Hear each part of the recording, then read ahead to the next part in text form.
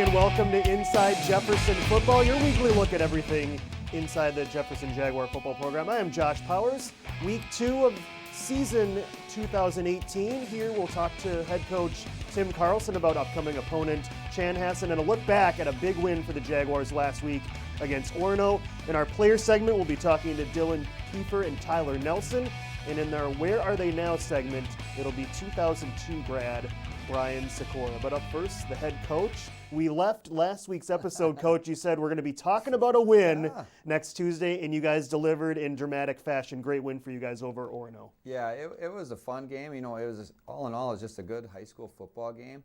You know, if you're sitting in the stands, it's probably a quite enjoyable game. My wife and oldest son were pacing a little bit, and I think they were a little bit nervous. But all in all, that's what high school sports are all about. And super proud of our kids against a tough Orono opponent. They're well coached.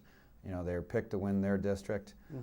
So we knew it would be a tough game and kind of that fight for 4 quarters. And our kids didn't give up and pulled it out in the end, and super proud of them.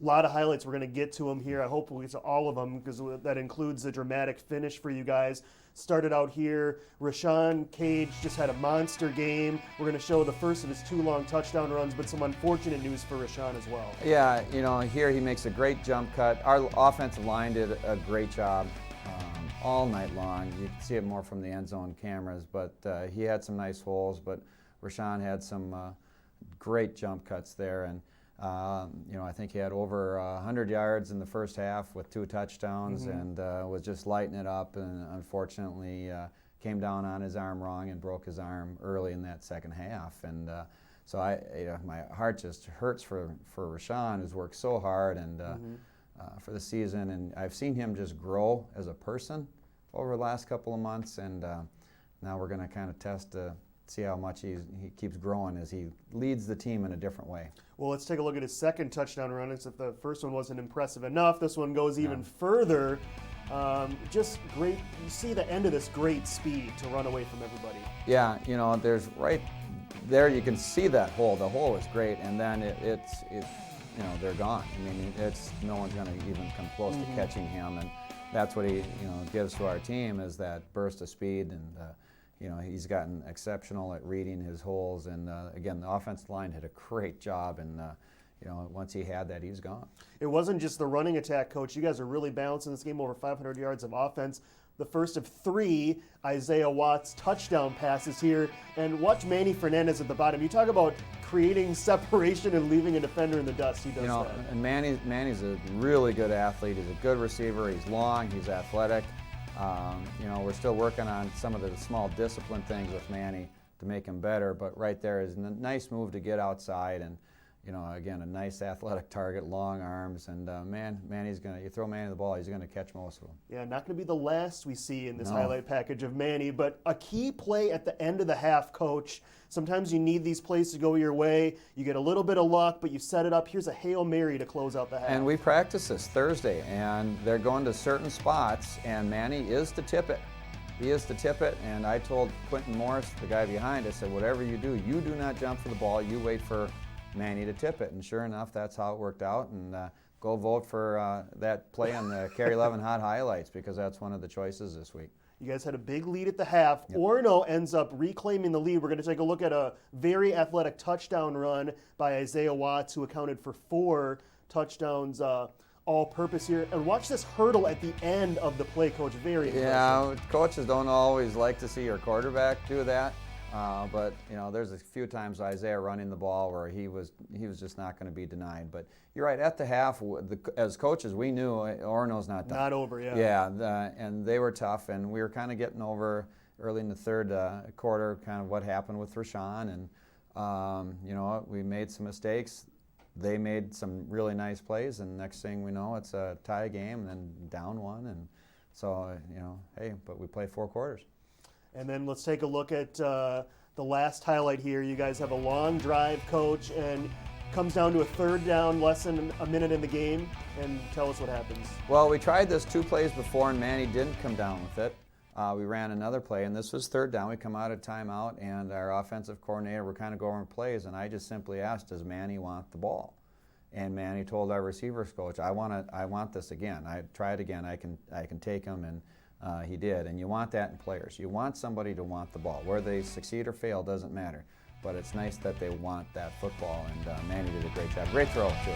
Such an emotional game, Coach. Week 1, you have a lead, and then it looks like Orono might come out with the win. What does it mean for your team to come back, get this one battling adversity, battling injuries, and get that first win of the season? Yeah, I think it means a lot, especially for a group of seniors who haven't won a lot throughout their first 3 years of college or high school football. And so to see them kind of just say, and they came off when Orono took the lead, and they were all very confident. Coach, we got this. We're going to do this. And they did. They took 6 minutes off the clock on a drive and finished, and we went out there with 30 seconds to go and shut them down, got the ball back on a fumble.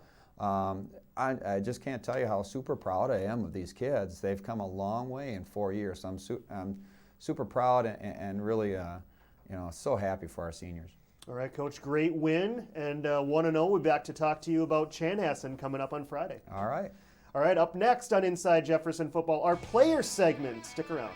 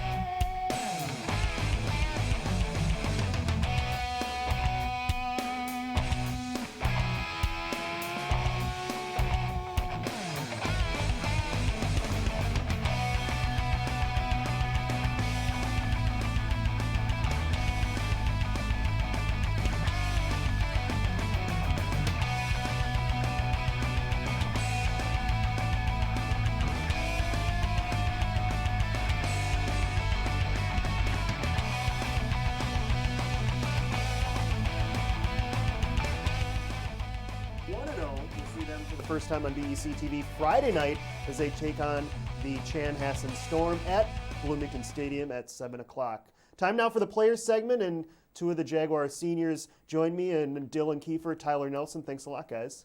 Yeah, no problem. Glad to be here.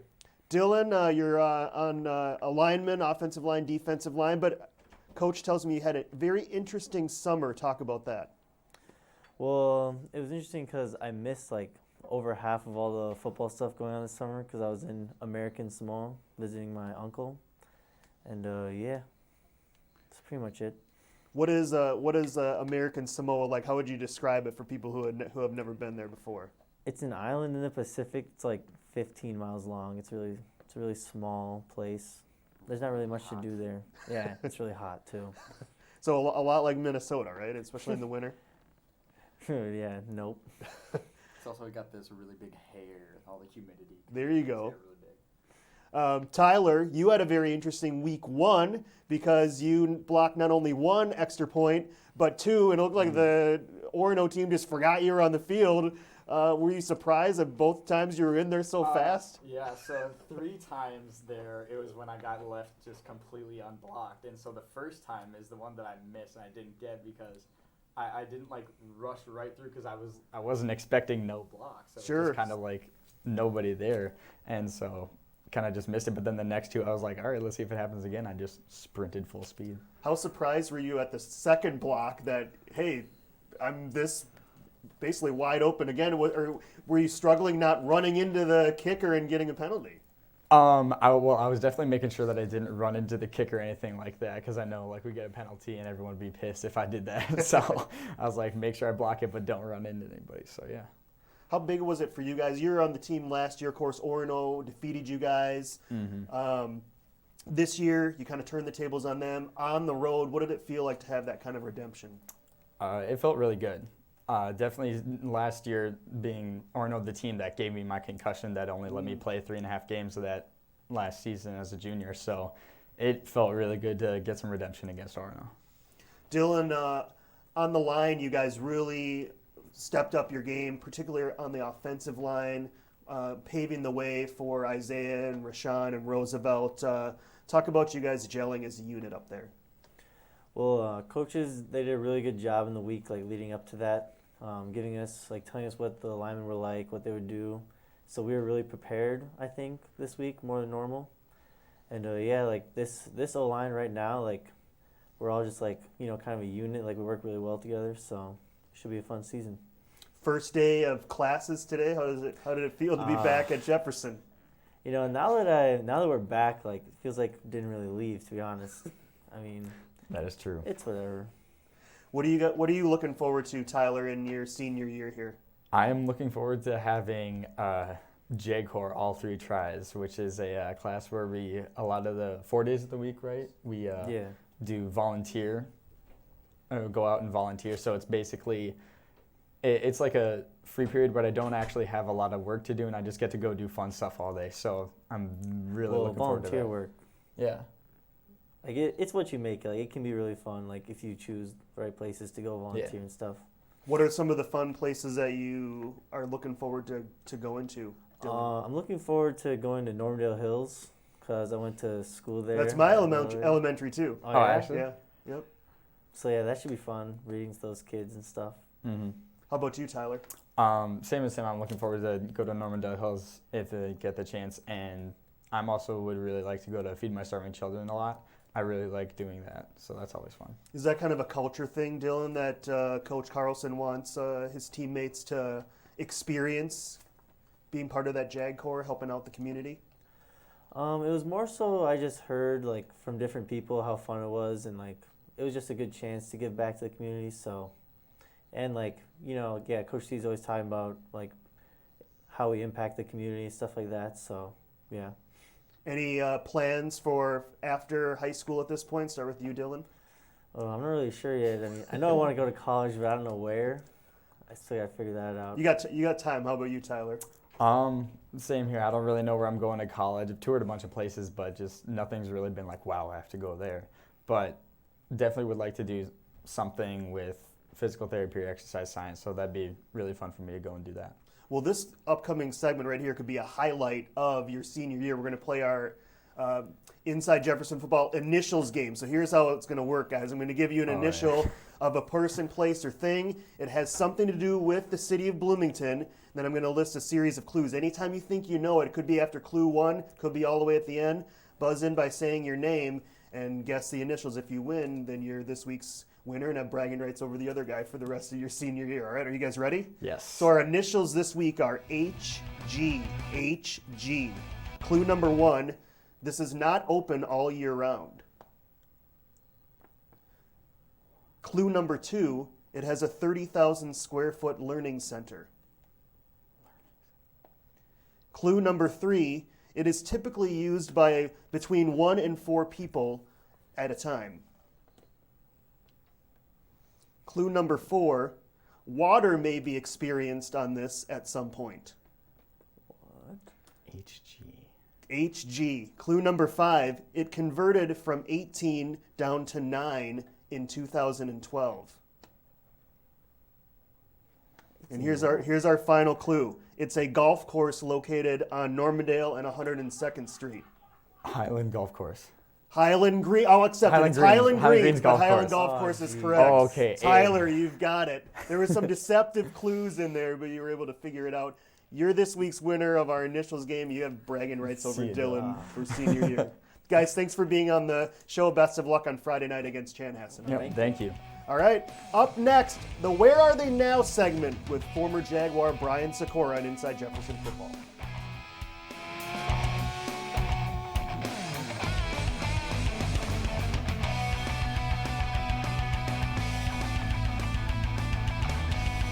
Okay, let's set the facts straight. Almost a quarter of car crashes involve cell phones. When you text and drive, you look away at least 5 seconds. At 55 miles per hour, that's the length of a football field. Time out. It's illegal in 39 states to text and drive, but you're in danger everywhere when you don't focus. So keep your eyes on the road and arrive alive. No text, no wrecks. So don't text and drive.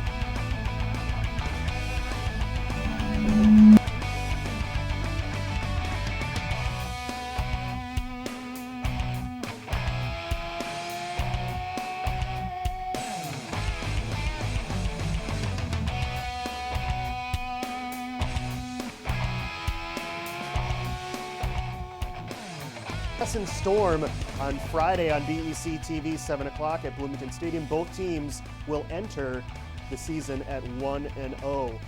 Where Are They Now segment. Pleased to be joined by former Jaguar Brian Secor, class of 2002. Brian, thanks for being on the show. Thanks for having me. Appreciate it. You are a multi-sport athlete at Jefferson. Talk about your experiences athletically at Jefferson. Yeah, it was a great time, great period of my life.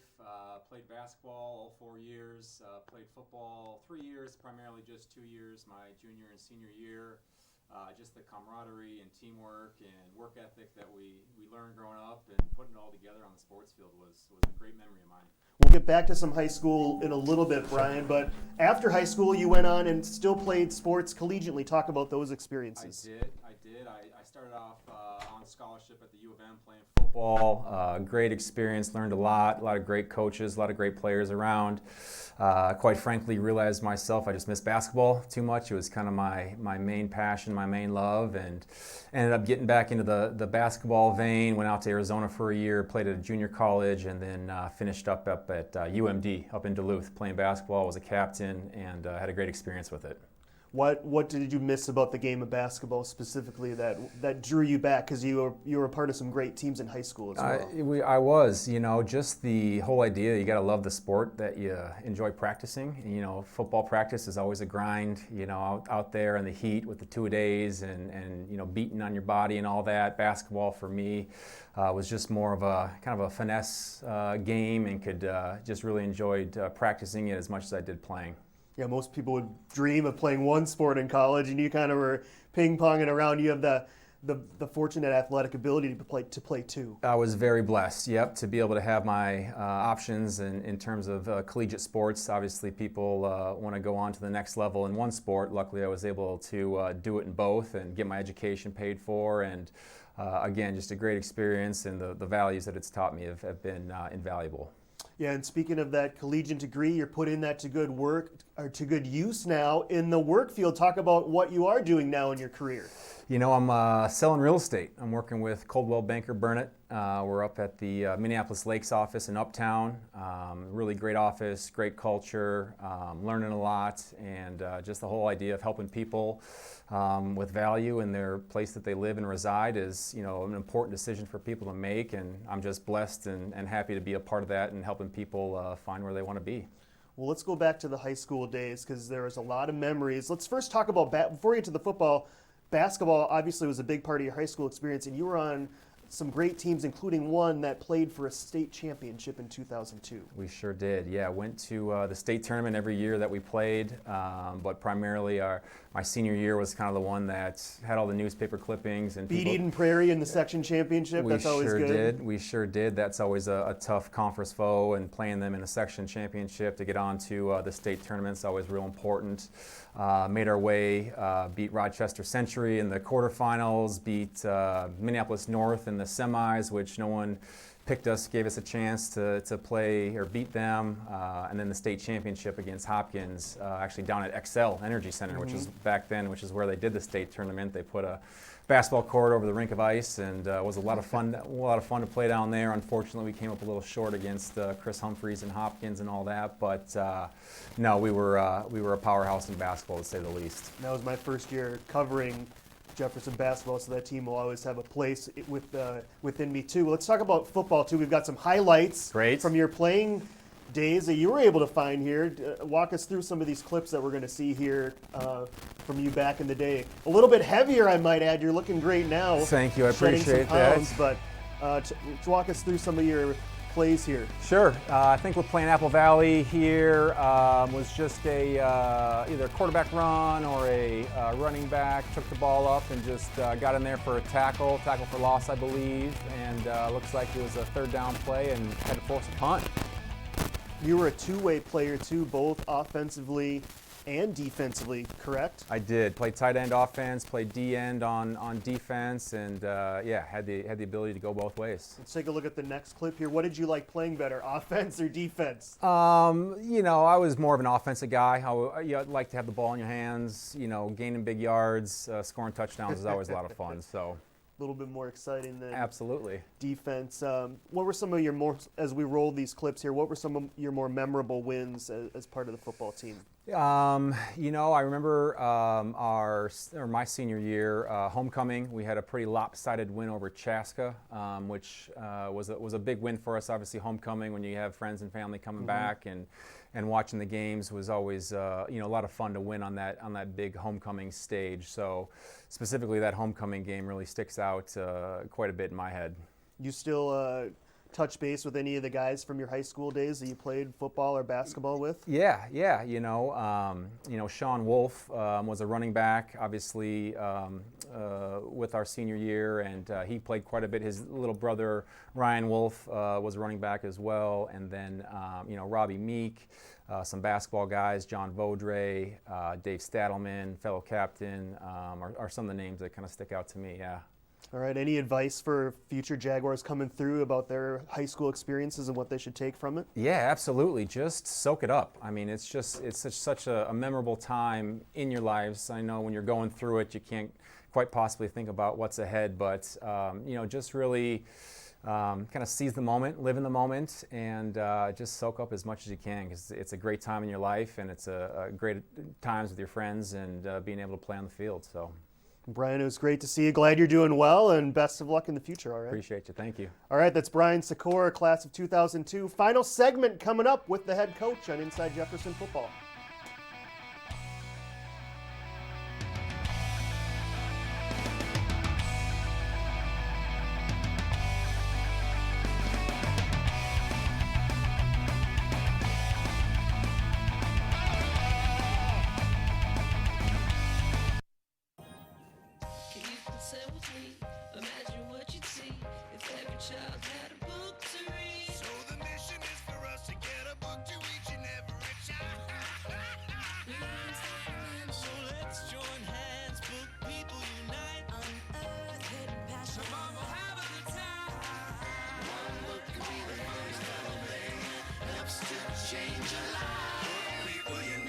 Read to a child today and spark a lifetime of ambition.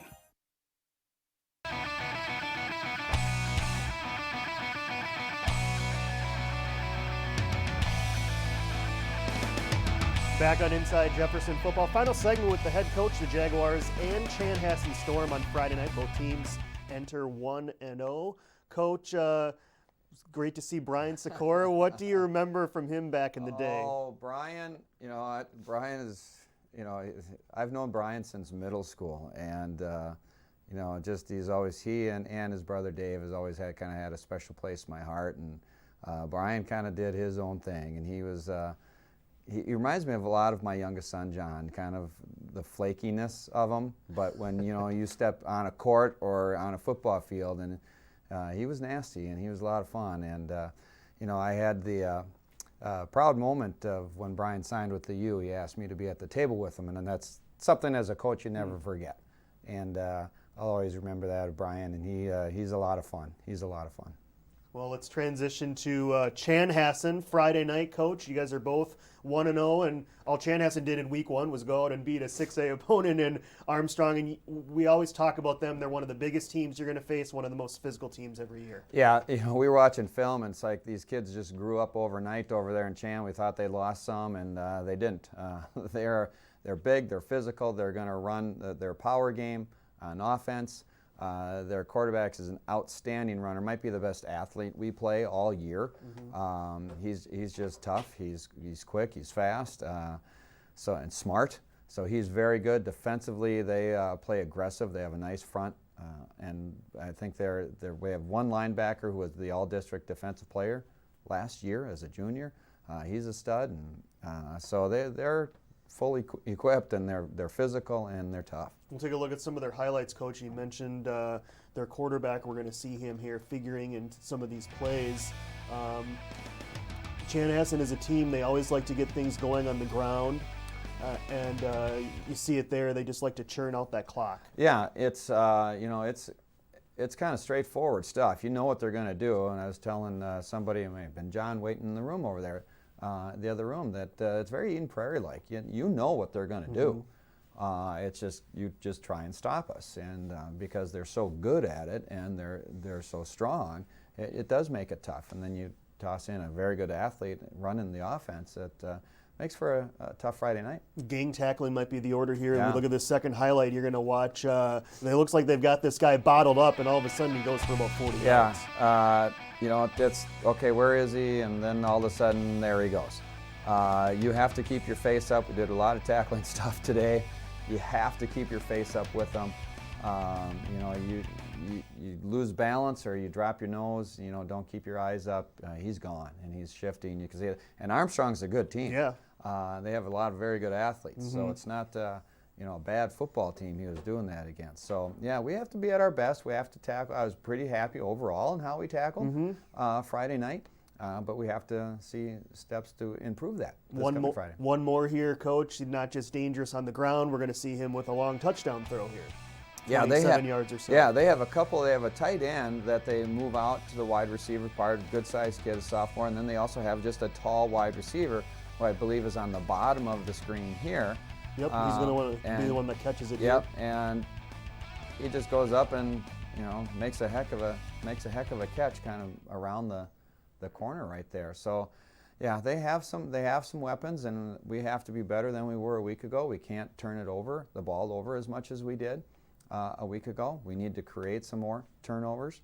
But I think last week we talked about finishing and converting on third downs, and we did that last week. Very happy on our third down percentage and fourth down percentage. So, you know, we improved there, but we have to keep that going and keep building on some of the positives that happened last Friday. Finally, Coach, home for 5 of the last 7. We're going to be seeing a lot of you here coming up at Bloomington Stadium this season. Yeah, lucky you. Yeah, it's nice when we don't have to go far. And, you know, Bloomington Stadium obviously is a special place for me. I've spent an awful lot of time there. And so it's always nice, especially for our seniors that get to play that extra game at home. So, yeah, it's going to be a great night, and hope everyone comes out. All right, that'll wrap it up for this edition, Coach. We'll see you on Friday night when you take on the Storm. All right. All right, Chanhassen and Jefferson, the Friday matchup, 7 o'clock on BEC-TV, and we'll be back for another edition of Inside Jefferson Football next Tuesday. For our crew, this is Josh Powers saying so long from our studios.